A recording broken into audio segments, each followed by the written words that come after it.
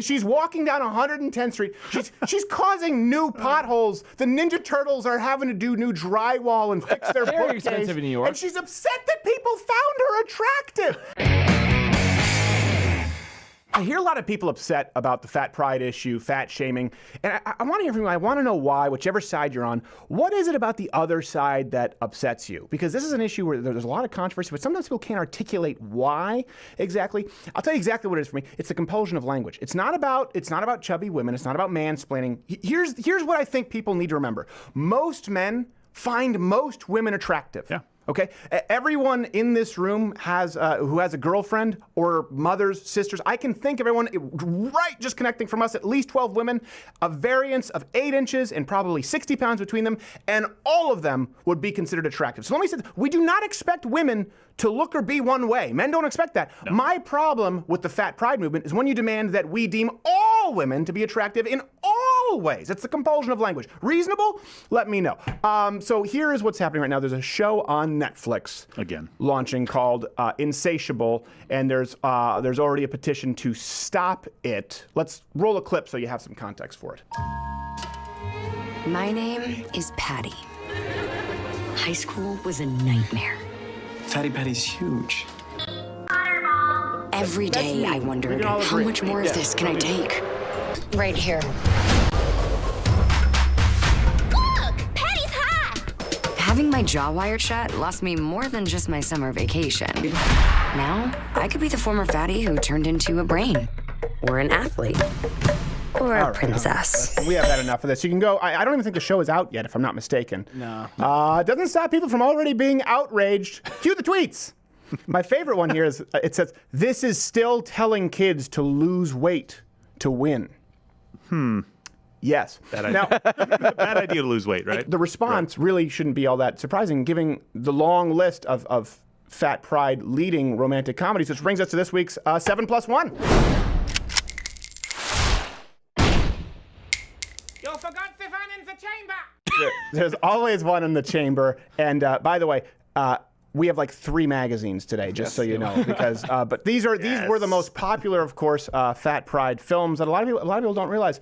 Number 7 was size 27 dresses. That was a big one. That was very popular. And number 6 is actually a sequel to another one, but You've Got Heart Disease. That was a big one. Check your inbox. Oh my gosh. Number 5, She's All Fat. In case you didn't know. Number 4, The Devil Wears Lane Bryant. Number 3, 10 Things I Ate Without You. Aw, that's just me. Yeah. Number 2, Isn't She Chubby? A lot of people weren't entirely sure this came from. Chubby? Was that Edward Burns? Isn't She Lovely? I don't know. I don't know. Maybe it was Freddie Prinze Jr. Number 1, How to Crush a Guy in 10 Seconds. Okay, reload. Back to number 7. We have so many of these. 13, Going on Diabetes was a really popular one for a while. Number 6, number 2, number 6, Father of the Fat Bride. They were pretty much. Yeah, different. At that point, they weren't even really original. No. It was like doing the Ocean's 11 with women, only fat. Oh, jeez. Number 5, Failure to Lunch. That was one. And it's an ill-fated sequel. Number 4, I Took Care of It. So. Number 3, All You Can Eat Breakfast, Brunch, Lunch, Dinner, Second Dinner, Cocktail Hour, Midnight Snack at Tiffany's. That was one. Also was really racist with the fat Asian Mickey Rooney. Yes. Oh, yeah. Yeah, that was very insensitive. Really weird, John Hughes classic number 2, 16 Cheeseburgers. Oh. Makes sense.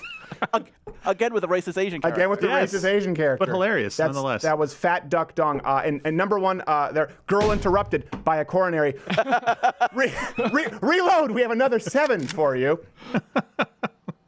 Number 7, While You Were Sleeping, I Raided the Fridge was another one. Number 6, That happens, yeah. Portly Woman. That was one that Jason Alexander, little known fact in that film. Number 5, He actually played the portly woman. it's true, Can't Run Away Bride. That was one. She struggles. Oh, I see that. Number 4, 50 Shades of Grey, fat version. It's like the expurgated version of 50 Shades of Grey with fat. Starring Lena It's Dunham. like they're getting lazy and desperate for time. Yeah, it's almost. I think some of these are straight to video. Number 3, The Sisterhood of the Unnecessary but Actually Necessary Maternity Pants.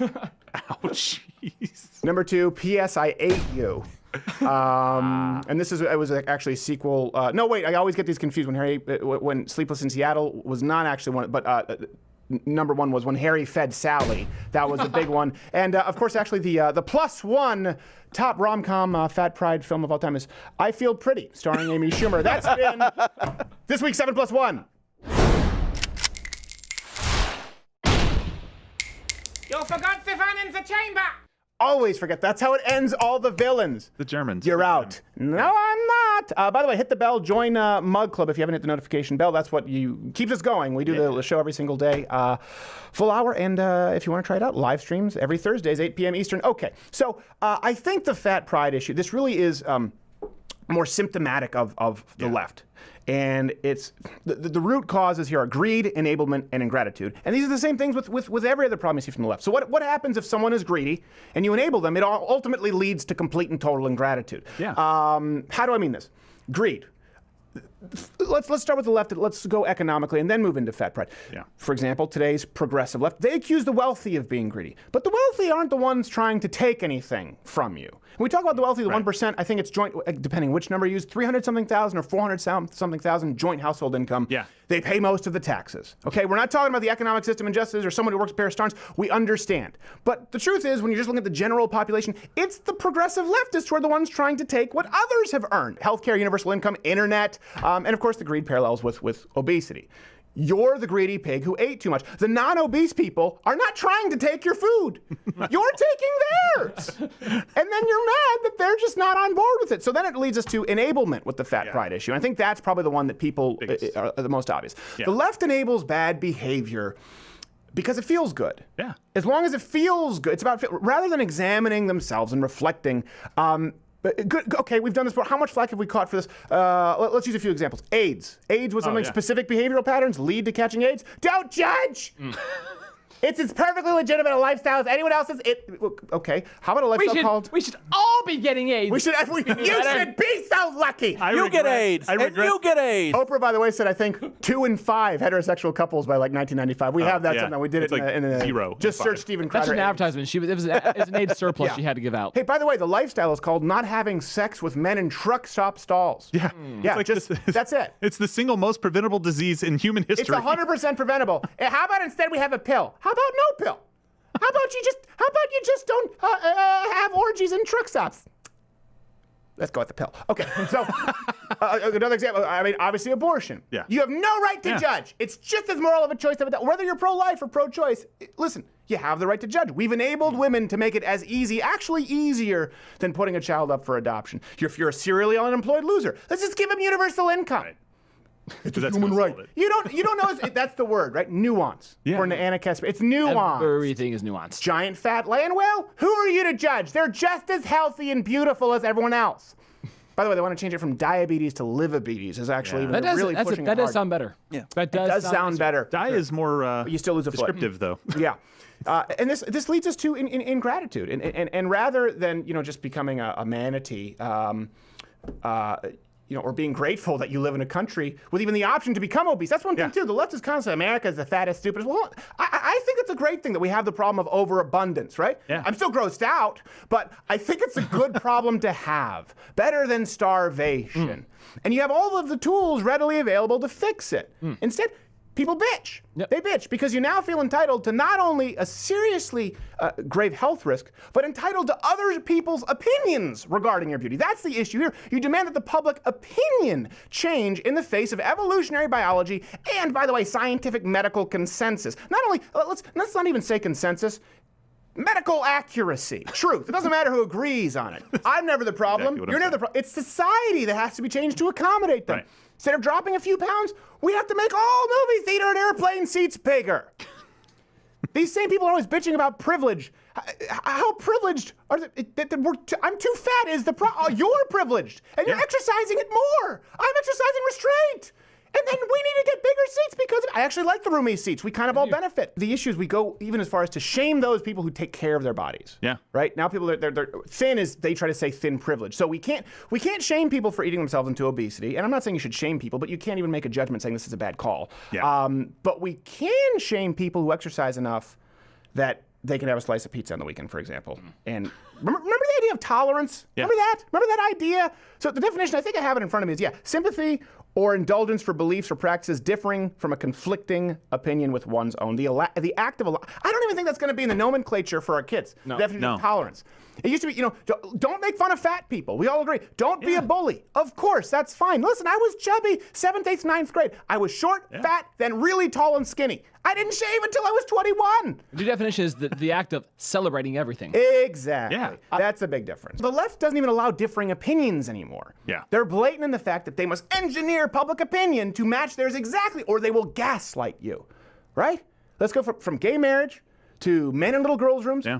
Taxing the wealthy to being forced to praise. Now it's not, you don't believe me? It's forced praise of morbidly obese people. Instead of weigh-ins, NAFA has yay-ins. I yay ravishing. Kidding me? I am halfway No. between sexy and lovely. No, you're not. Oh, I yay sexy. That was very You're blatant. halfway between diabetes, type 2, and death. I love Brodigan, just a simple answer. No, you're not. This was when we covered last week. This land whale who marched down Times Square in a bikini, right? This comes from Cosmo. And she complained that people were actually catcalling her. Yeah. Like they wanted to get all up in her crevices and stuff, whatever it was. Here's a woman who Pick a crevice. She's walking down 110th Street. She's causing new potholes. The Ninja Turtles are having to do new drywall and fix their Very bookcase. expensive in New York. And she's upset that people found her attractive. This is the problem people have. It's the compulsion of the definition of tolerance is predicated on the idea of understanding and compromise that we just talked about. So tell me, where is it? We just talked about gay marriage, transgender issues, wealth redistribution. Right now, fat pride. Tell me, where is the offered compromise from the left on any of those issues I just mentioned? Any of those issues I just mentioned, you have to tolerate. They have to be willing to find a middle ground. Name one. You can't force people to accept someone. You can't force an apology. You can't force people to love someone. And you can't force people to be sexually attracted to everyone. By the way, this is the thing. Most guys are sexually attracted to most women. You don't have to be perfect. We just don't want to have to be told that we're a racist, sexist, misogynistic pig if we are not attracted to all of the things. And that's, by the way, it's also medical accuracy. That's why Amazon Prime recently really, they struggled with their recent docuseries celebrating obese 75-year-olds. It's not coming down the pike anytime soon. Not gonna happen. If you like this video, subscribe or click the notification button next to the subscribe button, because YouTube's decided that subscribing doesn't mean anything, and if you want to actually know about our videos coming out, you have to hit the notification button. Also, if you're a fan, you want the daily late night show, subscribe to Mug Club at louderwithcrowder.com/mugclub. Thanks for stopping. This is just, it's girthy.